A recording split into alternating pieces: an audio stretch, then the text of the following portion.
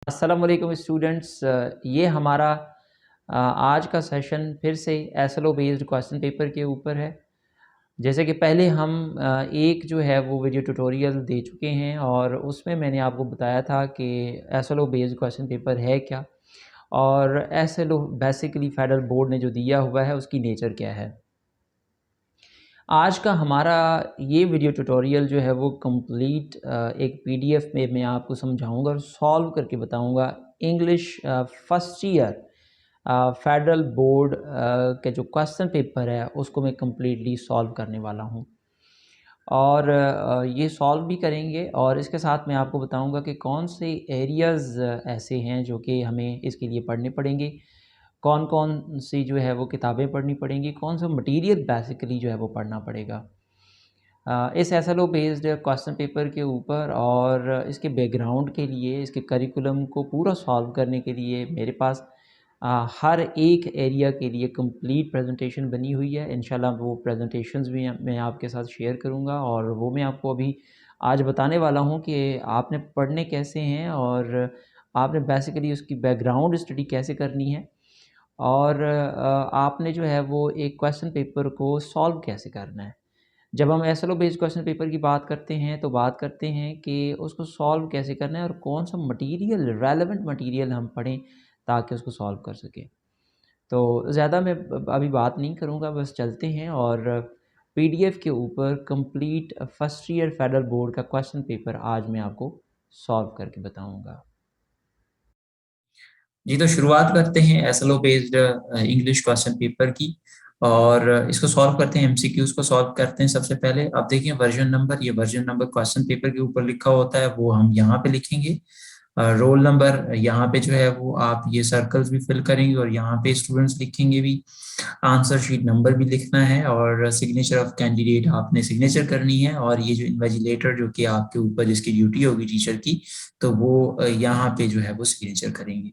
तो ये आप इस तरह से इसको फिल करेंगे। आगे चलते हैं और आप देखें ये सेक्शन ए जो है वो 20 मार्क्स का होता है।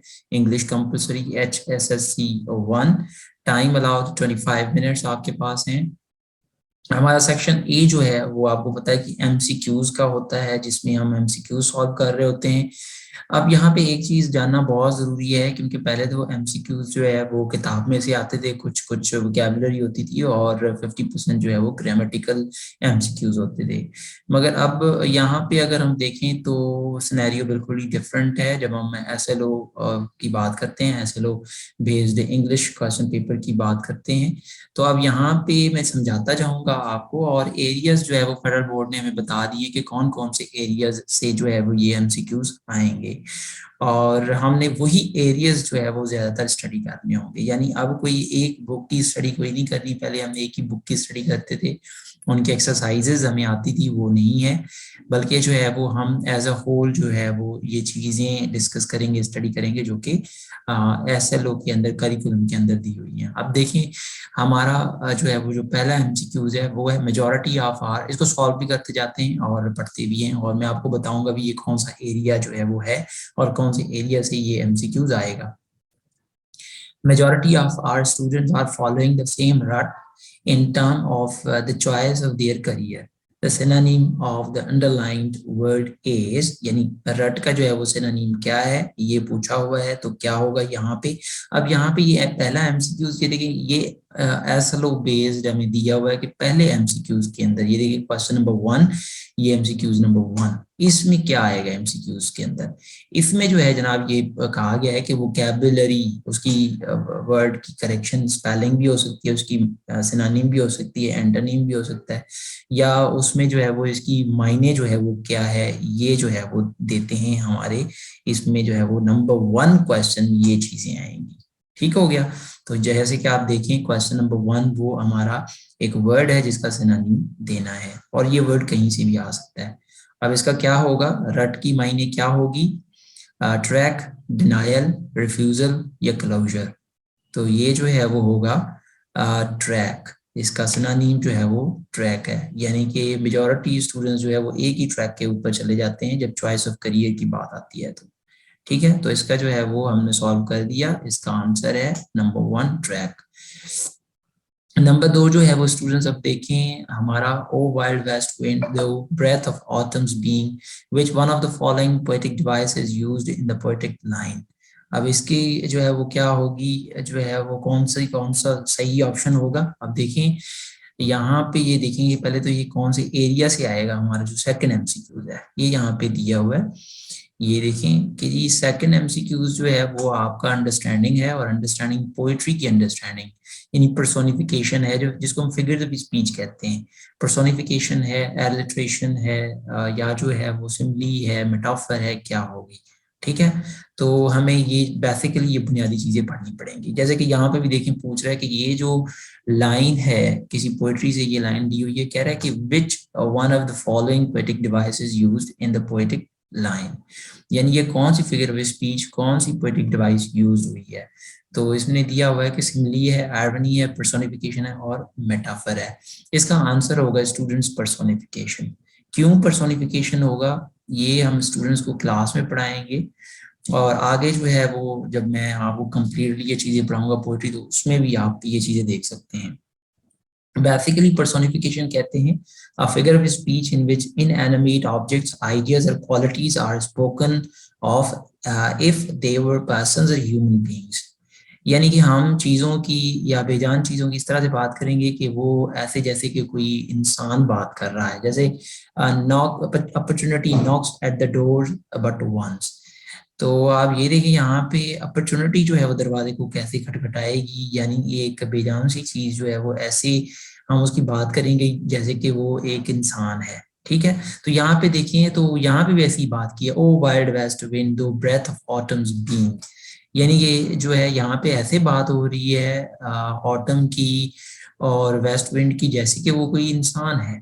ठीक है, तो इसका जवाब यहाँ पे पर्सोनिफिकेशन है। अब ये स्टूडेंट्स को हम बैकग्राउंड नॉलेज जो है वो जरूर क्लासेस में पढ़ाएंगे, टीचर्स पढ़ाएंगे।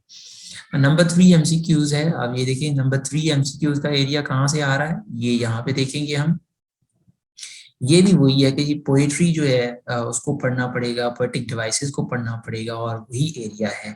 जैसे कि अब देखिए नंबर 3 जो है, which one of the following sentence exemplifies alliteration, यानी ये कुछ सेंटेंसेस हैं, ये कह रहे हैं इसमें एलिट्रेशन कौन सी है। पहले तो ये आपको पता होना चाहिए कि एलिट्रेशन क्या है, ये टीचर्स जाहिर सी बात है पढ़ाएंगे स्टूडेंट्स को।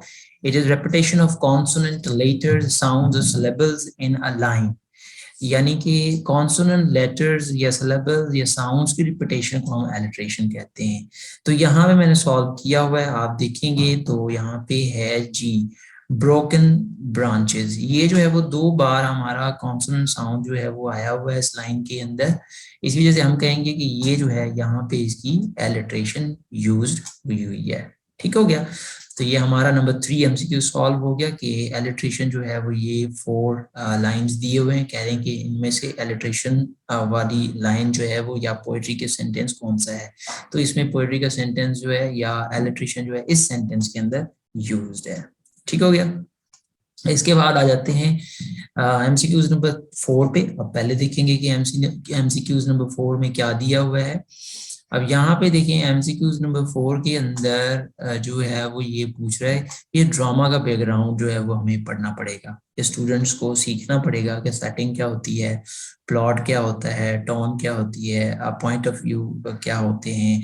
ये हमें बैकग्राउंड नॉलेज जो है वो ड्रामा का होना चाहिए, उसी में से ये एमसीक्यूज आएगा। और यहाँ पे भी देखें जैसे कि नंबर 4 में एंटी क्लाइमेक्स पूछा है कि anti climax is a situation in a play और story that releases tension after, यानी कि एंटी क्लाइमेक्स जो है वो प्ले के अंदर जो सिचुएशन है, स्टोरी रिलीजेस टेंशन आफ्टर, यानी उसके बाद जो है वो किसके बाद टेंशन को रिलीज करती है। यानी कि एंटी क्लाइमेक्स से पहले क्या आता है, क्या एक्सपोजिशन आती है, क्लाइमेक्स आता है, कॉन्फ्लिक्ट आता है और डेनोम आता है।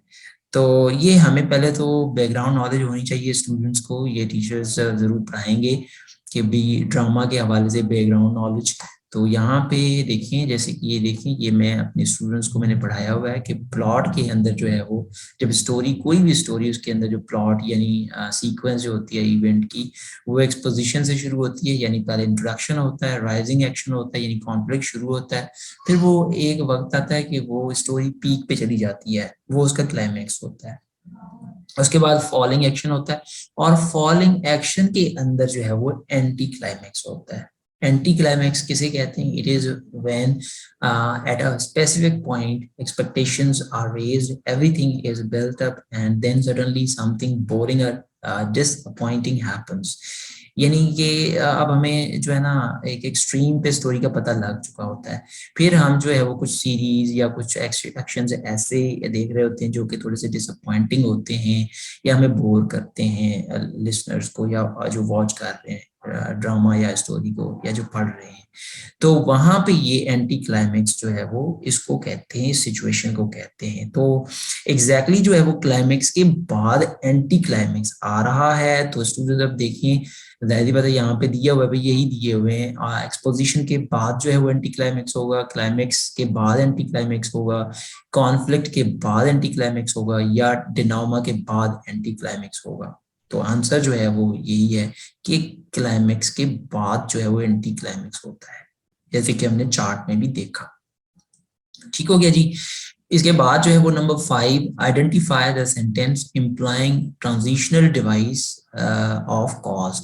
अब यहाँ पे नंबर 5 जो एमसीक्यू इसमें क्या पढ़ना पड़ेगा, यहाँ पे देखिए तो नंबर 5 में जो है कोहेरेंस एंड कोहेजन स्टूडेंट्स को पढ़ानी पड़ेगी हमें। और क्या है ये कोहेरेंस और कोहेजन क्या है, इस पे मेरी यहाँ पे देखें कंप्लीट जो है वो ये प्रेजेंटेशन बनी हुई है, कोहेरेंस एंड कोहेजन। और ये आप इसका वीडियो जो है वो मेरे चैनल के ऊपर देख सकते हैं, इस पे मैंने वीडियो लेक्चर बनाया हुआ है। मगर अभी कंप्लीट जो है वो इंटरमीडिएट लेवल के ऊपर, क्योंकि ये लिंग्विस्टिक्स के स्टूडेंट्स के लिए मैंने बनाया था, मगर इंटरमीडिएट लेवल के ऊपर भी मैं इसको जरूर बनाऊंगा। तो आप ये जो है वो कोहेरेंस और कोहेजन की कंप्लीट स्टडी जो है वो टीचर्स को करवानी होगी, जिसके अंदर भी पढ़ाना होगा कि कोहेरेंस कोहेजन क्या है और इसमें कॉज एंड इफेक्ट क्या होता है। तो यहाँ पे कह रहे हैं कि identify the sentence implying the transitional device of cause, यानी जिसके अंदर कॉज डिवाइस का इस्तेमाल है, इस तरह का सेंटेंस कौन सा है। तो यहाँ पे ये सेंटेंसेस दिए हुए हैं। तो यहाँ पे हमें पता होना चाहिए पहले तो कि कॉज एंड इफेक्ट क्या होता है। ठीक हो गया।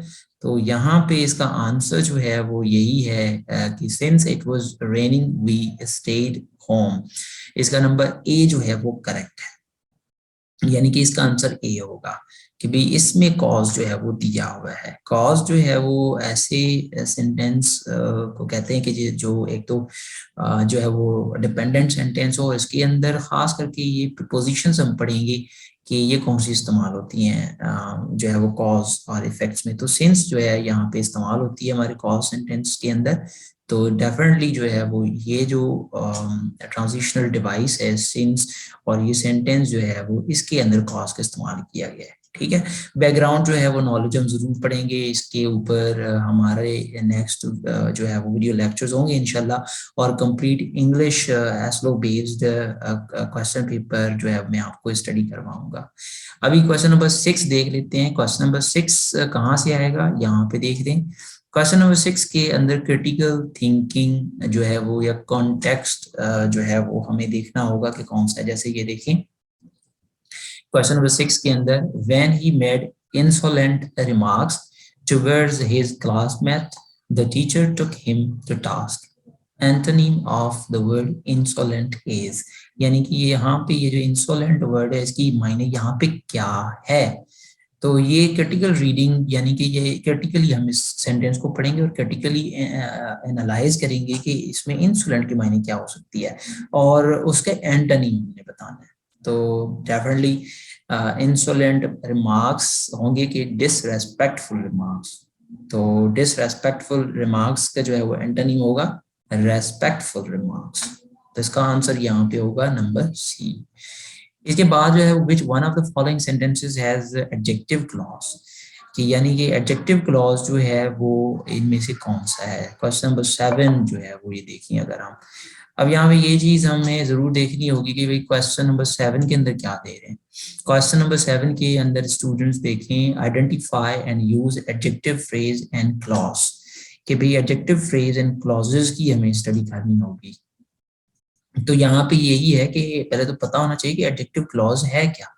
अब यहाँ पे मैंने इसकी डेफिनेशन दी हुई है, एन एडजेक्टिव क्लॉज और relative clause is a type of dependent clause that verbs to describe a noun in a sentence. It functions as an adjective even though it is made up of a group of words instead of just one word. यानी adjective clause वो होता है जिसको हम dependent clause कहते हैं और ये डिस्क्राइब करता है नाउन को सेंटेंस के अंदर। तो यहाँ पे ये हम देखेंगे कि कौन सा ऐसा सेंटेंस है जो कि क्लॉज है जो कि डिपेंडेंट है और नाउन को डिस्क्राइब कर रहा है। तो यहाँ पे अगर आप देखें तो he wears a tattered coat, we reached where two rivers meet, they bought a house that needs a renovation, the landlord has a big house। अगर हम यहाँ पे देखें they bought a house that needs renovation, यानी कि ये जो clause है ये डिपेंडेंट है और ये डिस्क्राइब किसको कर रहा है, that needs renovation, यानी उसको नया करने की जरूरत है, किसको, घर को, नाउन को, हाउस को नया करने की जरूरत है। यानी कि ये जो क्लॉज है ये मायने दे रहा है इस नाउन को डिस्क्राइब कर रहा है। तो नंबर सी जो है वो ऑप्शन जो है नंबर 7 का सही होगा, नंबर सी। तो यहाँ पे बेसिकली टीचर्स ने सिखाना होगा कि एडजेक्टिव क्लॉजेस क्या होते हैं। यहाँ पे एमसीक्यूज नंबर 8 में आ जाते हैं। Identify the sentence that has past indefinite tense. Past indefinite tense किस में इस्तेमाल हुआ है। आप यहाँ पे देखेंगे क्वेश्चन नंबर 8 में कि illustrate the use of tenses. Tenses जो है वो स्टूडेंट्स को पढ़ाने होंगे तब जाके ये एमसीक्यू सॉल्व होगा। तो पास्ट इंडेफिनिट ऑफ कोर्स जो है वो heavy fog hung over the valley, they cut the trees for fuel every day, tea was being prepared, I would like to go now. तो डेफिनेटली यहाँ पे जो है heavy fog hung over the valley, ए जो है वो is the correct answer, क्योंकि हंग जो है यहाँ पे ये जो है वो पास्ट का जो है वो वर्ब है, वर्ब फॉर्म है। तो हम कहेंगे कि इसका ऑप्शन नंबर ए ठीक होगा। नंबर 9 को देखें, विच one of the following sentences contains the example of present participle. यानी कि यहाँ पे देखेंगे हमारा जो नंबर 9 क्वेश्चन है इसके अंदर क्या पढ़ना पड़ेगा हमें, make and use present and past participle, यानी वही पार्टिसिपल्स की स्टडी यानी टेंसेस की स्टडी करनी पड़ेगी। तो यहाँ पे पूछ भी वही रहा है कि विच one of the following sentences contains the example of present participle, यानी प्रेजेंट पार्टिसिपल में से कौन सा है। तो प्रेजेंट पार्टिसिपल इनमें से जो है वो ये है कि रीडिंग टायर्ड हिम, या he saw a flying horse, okay, और he was served with a written warning, plan for some saving. पहले तो प्रेजेंट पार्टिसिपल का पता होना चाहिए, ये टीचर्स जरूर पढ़ाएं अपने स्टूडेंट्स को। अब यहाँ पे देखें प्रेजेंट पार्टिसिपल क्या है। प्रेजेंट पार्टिसिपल उसे कहते हैं, वर्ड दैट एंड्स आईएनजी, कि भाई आईएनजी पे खत्म होता हो, is formed from a verb, और वो वर्ब में से बना हुआ हो, is used as an adjective और वर्ब टेंस, वो मायने जो है वो एडजेक्टिव की दे या वर्ब टेंस की दे। जैसे कि द फीलिंग क्रिमिनल, अब फीलिंग जो है वो ये एडजेक्टिव की मायने यहाँ पे दे रहा है। और he was waving his cutlass, verb form, यहाँ पे वेविंग जो है वो वर्ब फॉर्म की मायने दे रहा है।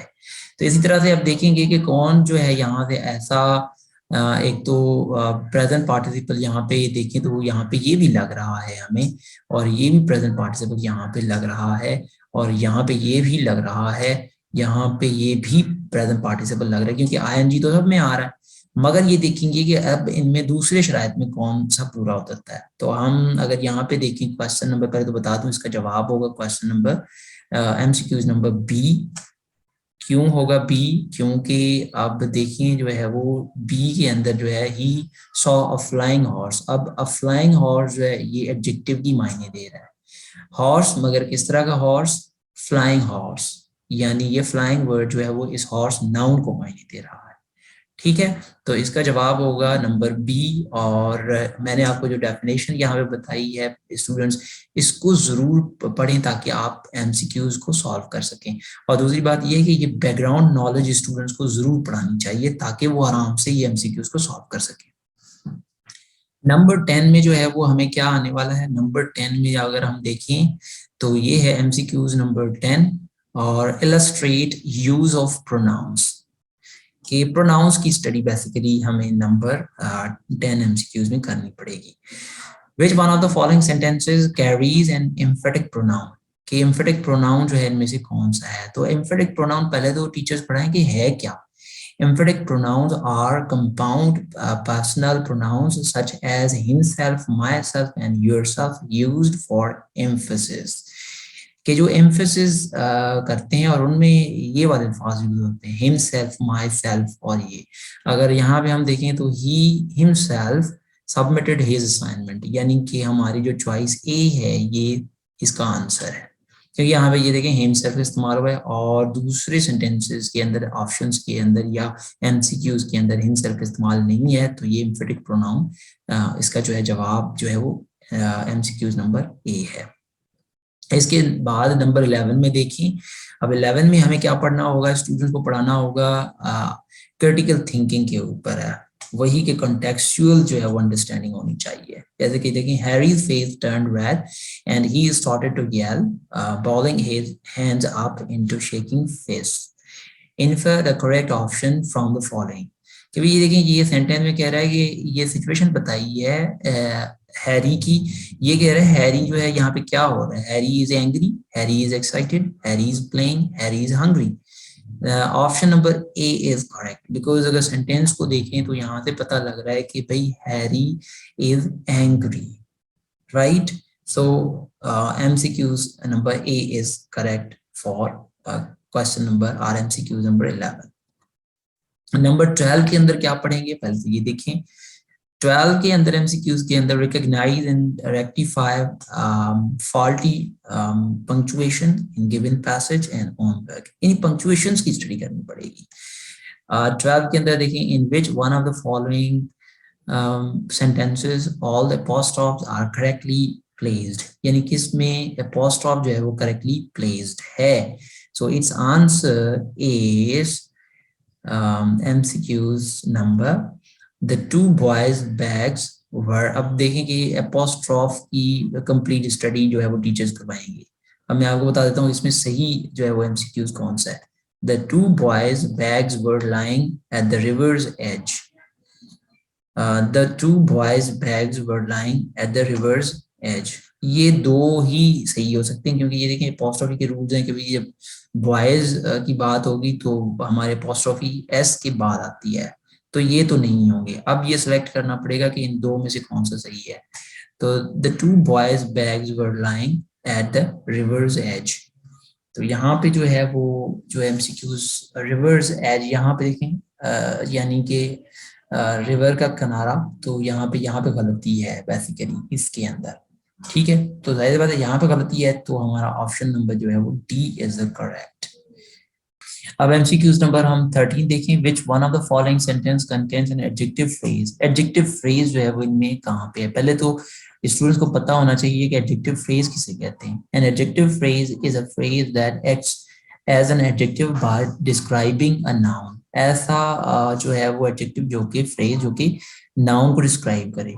अब यहाँ पे इसका आंसर जो है वो कौन सा होगा. He bought a car of a new model. The answer MCQs number A, option number A would be the answer of this MCQs. तो अब यहाँ पे देख रहे हैं ये ए जो है वो ऑप्शन ये क्यों सही है, क्योंकि यहाँ पे a car of a new model, यानी कि ऑफ अ न्यू मॉडल जो है कार को मायने दे रहा है, डिस्क्राइब कर रहा है. ऐसा फ्रेज है जो कि नाउन को डिस्क्राइब कर रहा है, इसी को हम एडजेक्टिव फ्रेज भी कहते हैं. So the answer would B A, he bought a car of a new model. Number 14 पे आ जाते हैं. विच one of the following sentences has transitive verb. पहले तो पता होना चाहिए कि ट्रांजिटिव वर्ब है क्या, किसे कहते हैं हम ट्रांजिटिव वर्ब. तो यहाँ पे देखिए transitive verb is a verb that requires an object to receive the action, जिसमें ऑब्जेक्ट हो. अब यहाँ पे देखेंगे इनमें ऑब्जेक्ट किसमें है. अब यहाँ पे देखें डिड यू गेट टायर्ड, तो ऑब्जेक्ट नहीं है इसमें, यानी कि ये ऑप्शन नहीं होगा. द सोल्जर्स फॉट ब्रेवली, यहाँ पे भी ऑब्जेक्ट नहीं है. ही रिटर्न्ड एट नाइट, ये जो है वो इसमें ऑब्जेक्ट जो है वो है नहीं है. ही turned of the light, object किसे कहते हैं जिसके ऊपर काम हो रहा हो. ही टर्न्ड ऑफ द लाइट, तो यहाँ पे देखें उसने लाइट को बंद किया, तो यानी कि लाइट के ऊपर उसने काम किया. तो ये जो है वो एमसीक्यूज नंबर ए जो है वो सही होगा, क्योंकि इसमें ट्रांजिटिव वर्ब है, यानी ये टर्न्ड ऑब्जेक्ट है, ट्रांजिटिव वर्ब है, इसके साथ ऑब्जेक्ट का इस्तेमाल है। ठीक हो गया। इसके बाद एमसीक्यूज नंबर हमारा 15 है, और एमसीक्यूज नंबर 15 में illustrate the use of gerund and gerund phrase, यानी gerund हम पढ़ेंगे।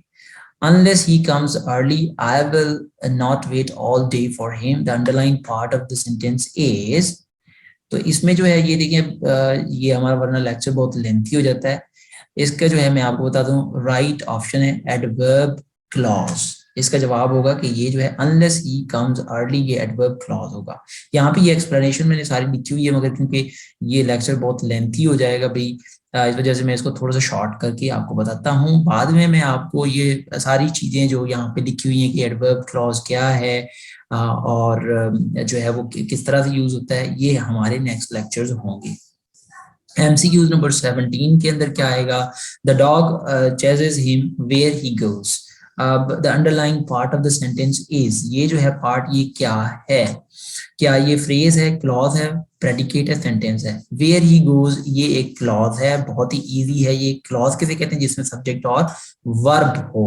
तो यहाँ पे देखें, वेयर ही गोज ये वर्ब है, गोज और ही जो है वो इसका सब्जेक्ट है, तो ये कंप्लीट एक क्लॉज है। ठीक है, ये फ्रेज नहीं है सेंटेंस, क्योंकि सेंटेंस के अंदर जो है वो भी दो दो क्लॉजेस होते हैं, तो ये जो है वो हम कहेंगे कि ये क्लॉज है। तो इसका ऑप्शन नंबर बी सही होगा। 18 में देखें, he never quarrels with his playmates। the underlying word is an, क्या होगा, never जो है वो क्या है। तो यहाँ पे देखेंगे कि 18 में क्या पूछा जाएगा। 18 में जो है वो जो पूछा जाएगा वो है illustrate use of adverbs। adverbs पूछे जाएंगे, तो हमें कंप्लीट एडवर्ब्स की जो है वो स्टडी होनी चाहिए। तो एडवर्ब ऑफ मैनर है, एडवर्ब ऑफ डिग्री है, एडवर्ब ऑफ फ्रीक्वेंसी है, या एडवर्ब ऑफ टाइम है। तो ये जो है वो एडवर्ब्स जो है वो ऑफ कोर्स ये मैं आपके लिए छोड़ देता हूँ कि आप एक इसको सॉल्व करें और कमेंट बॉक्स में मुझे जरूर बताएं कि नंबर 18 का जवाब क्या होगा। एडवर्ब्स की स्टडी करें और काइंडली मुझे इसका जो है वो आंसर आप बताएं, जो स्टूडेंट्स इस वीडियो ट्यूटोरियल को देख रहे हैं। नंबर 19 के अंदर हमें क्या पढ़ना पड़ेगा, यहाँ पे देखें, नाउन्स, नाउन फ्रेजेस इन क्लॉजेस जो है वो नाउन फ्रेजेस और क्लॉजेस की स्टडी करनी पड़ेगी हमें। अब यहाँ पे 19 में देखें, his knowledge of many languages elevated him among his companions। the underlined word is, क्या होगा, कौन सा नाउन है, proper noun, abstract noun, real noun, collective noun। of course its answer would be C, abstract noun। इसके बाद number 20 जो है MCQs, उसमें हमें क्या पढ़ना पड़ेगा। 20 में हमें जो है वो स्टडी करनी, analyse and construct simple, compound and complex sentence. ये सेंटेंसेस, काइंड्स ऑफ सेंटेंसेस पढ़ने पड़ेंगे। यहाँ पे भी जो है वो हमें सेंटेंस दिया हुआ है, कह रहे हैं कि ये सेंटेंस कौन सा है। So its answer would be C. आप अब इसको पढ़ें और देखें कि ये कंपाउंड जो है वो सेंटेंस हमारा है। कंपाउंड क्यों है, ये इसकी स्टडी में आपको बाद में करवाऊंगा, फिलहाल हमारे पास टाइम नहीं है, क्योंकि हम अभी जो है वो और मैं आपको बताने वाला हूँ कि फर्स्ट ईयर का इंग्लिश पेपर, उसमें कौन कौन सी चीजें हमें दी हुई हैं और हम उसको वो चीजें कहाँ से आएंगी और कैसे सॉल्व करेंगे। अब यहाँ पे क्वेश्चन नंबर 2 के ऊपर आ जाते हैं। Read the following passage carefully and answer any 6 questions including question number 1 appended to it. इसके अंदर जो कंपल्सरी जो क्वेश्चन है यहाँ पे रीडिंग कॉम्प्रीहेंशन के अंदर स्टूडेंट्स, वो है जो कि कंपल्सरी, वो लाजमी करना पड़ेगा, वो है इसकी summary. Write down the summary of the given passage and suggest a suitable title. यानी कि टीचर्स को अब समरी सही तरीके से पढ़ानी होगी। जो भी पैसेज कहीं से भी आता है, टेक्स्ट में से आता है, बाहर में से आता है, मगर उसकी समरी करना स्टूडेंट्स को खुद से आनी चाहिए। ठीक है, यहाँ पे भी देखते हैं कि क्वेश्चन नंबर 2 में जो है वो जो क्वेश्चंस हैं वो कहाँ से आएंगे। ये देखिए नंबर 1 क्वेश्चन 2 में नंबर 1 जो क्वेश्चन है वो समरी का होगा। ये देखिए, समराइज द टेक्स्ट। ठीक है, इसके बाद नंबर 2 जो है वो अप्लाई क्रिटिकल थिंकिंग का होगा। अप्लाई क्रिटिकल थिंकिंग, इंटरेक्टिव, ये सारे क्रिटिकल थिंकिंग के हैं। यानी कि आप देखें क्वेश्चन नंबर 2 में बाकी के जो है वो क्रिटिकल थिंकिंग ज्यादातर हैं। स्किम टेक्स्ट, यानी टेक्स्ट को स्किम करेंगे, उसको पढ़ेंगे और ढूंढेंगे चीजें कि कहाँ से कौन सा आइडिया कहाँ पे लिखा हुआ है। ठीक है। और ये सारी चीजें हमारी जो है वो होंगी क्वेश्चन नंबर 2 के अंदर। ये देखिए वही एक पैसेज जो है ये आपका किसी बुक से भी आ सकता है, तो बेसिकली स्टूडेंट्स को अब प्रैक्टिस करनी होगी। जो बोर्ड की बुक्स हैं इनके ऊपर प्रैक्टिस करें, और टेक्स्ट कोई भी आ सकता है भाई, बलूचिस्तान की बुक में से भी आ सकता है, या खैबर पख्तूनख्वा की बुक में से भी आ सकता है, या कहीं और से भी दे सकते हैं। बेसिकली स्टूडेंट्स को हमने पढ़ाना होगा कि समरी कैसे निकालते हैं, और क्रिटिकल थिंकिंग करें इस पैसेज को पढ़ करके, तो इसमें से क्वेश्चंस के आंसर्स निकालें। इसके बाद आ जाते हैं क्वेश्चन नंबर 3 पे। Read the following poetic extract carefully and answer the questions appended to it. यहाँ पे पोएट्री जो है वो दी जाएगी। पोएट्री भी यही है कि कोई भी हो सकती है भाई, किताबों में से भी हो सकती है, बाहर में से भी हो सकती है। बेसिकली यहाँ पे क्वेश्चंस देखें किस तरह के क्वेश्चंस हैं जो दिए गए हैं। ये देखें, what is the dominant theme of the given line. हमें यानी कि पोएट्री पढ़ के समझ आनी चाहिए कि इसका थीम क्या है यहाँ पे। Which kind of people are good in the world according to the poet. ऊपर जो है जो बताया हुआ है, पोएट जो है क्या कह रहा है कि कौन से लोग अच्छे होते हैं। यानी कि पोएट्री को बेसिकली पढ़ना आना चाहिए, कि वो समझ आनी चाहिए। इधर देखिए यहाँ पे what is the main theme of the given lines. यानी ये पोएट्री जो है आएगी, और इसमें से क्वेश्चंस आएंगे, इसी में से क्वेश्चंस आएंगे, और इसको हम सॉल्व करेंगे।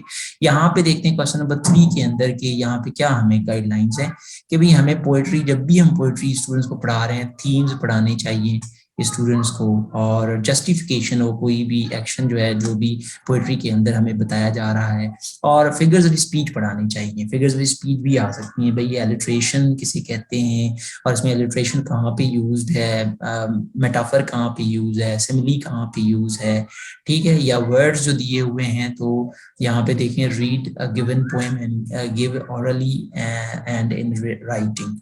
तो ये सारी चीजें क्वेश्चन नंबर 3 के अंदर जो है वो थीम और poetic devices, meanings of words, critical understanding, और ये चीजें स्टूडेंट्स को सिखानी होंगी, तब जाके ये पोएट्री का सॉल्व होगा हमारा ये क्वेश्चन नंबर 3।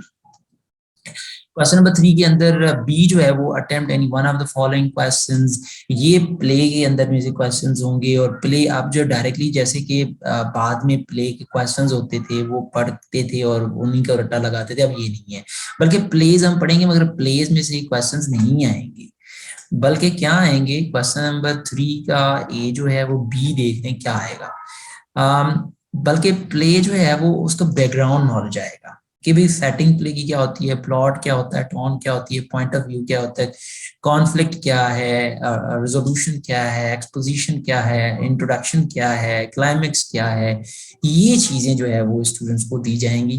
जैसे कि क्वेश्चन भी देखें, what are the main elements of a play, elaborate any one of them. यानी कि प्ले जो है उसके एलिमेंट्स कौन से होते हैं, और किसी भी एक प्ले को एलाबरेट करें कि इसमें ये एलिमेंट्स का इस्तेमाल है, कहाँ पे सेटिंग है, कहाँ पे प्लॉट है, कौन से इसके अंदर जो है वो किरदार जो है वो दिए गए हैं। Critically analyse conflict in any play, यानी कॉन्फ्लिक्ट बताना होगा कि प्ले के अंदर। एक्सप्लेन हाउ इट रिजॉल्व्स, और ये रिजॉल्व कैसे होता है, यानी इसका एंड कैसे होता है। तो ये भी एक कंप्लीट स्टडी हमें देनी होगी।